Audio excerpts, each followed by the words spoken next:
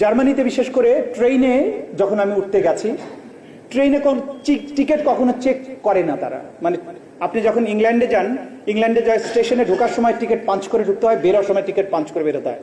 কিন্তু জার্মানি বা সুইডেনে এটা দরকার হয় না। এবং ট্রেনে আমি এই মাথা থেকে ওই মাথা চষে বেড়ালাম, টিকিট চেকার কদাচিৎ আসেন, কিন্তু একজন মানুষও বিনা টিকিটে চড়ছে না। তাহলে তাদেরকে কে শিক্ষিত করছে যে তার টিকিট ছাড়া উঠা যাবে না? ইউরোপের কোনো বাচ্চাকে যদি আপনি জিজ্ঞাসা করেন যে এইটা তুমি বলবা যে এটা তোমার, একটা জিনিস তাকে হাতে দিয়ে বললেন যে তুমি বলবা যে এটা তোমার কাছে নাই, বলতো why should I say like this? কারণ সে জানেই না মিথ্যা কিভাবে বলতে হয়, কেন বলবো? কিন্তু আমাদের দেশের বাচ্চারা প্রথমেই দেখবেন যে কোনো দুষ্টামি যদি করে, জিজ্ঞাসা করলে সে বলে না আমি এটা করি নাই। তাহলে এই শিক্ষাটা সে তার মধ্যে জেনেটিক্যালি কিভাবে ঢুকছে? আমাদের শিক্ষা পদ্ধতি আমাদেরকে এইভাবে অমানুষ বানাচ্ছে। আমার ওই গোড়ার জায়গাটাতে হাত দিতে হবে, আমার এডুকেশন সিস্টেমটাকে চেঞ্জ করতে হবে।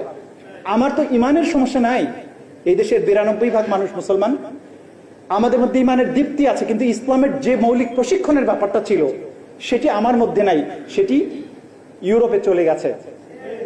তারা ইসলামের যত মৌলিক ভালো জিনিসগুলো আছে সেগুলো তাদের মধ্যে চলে গেছে।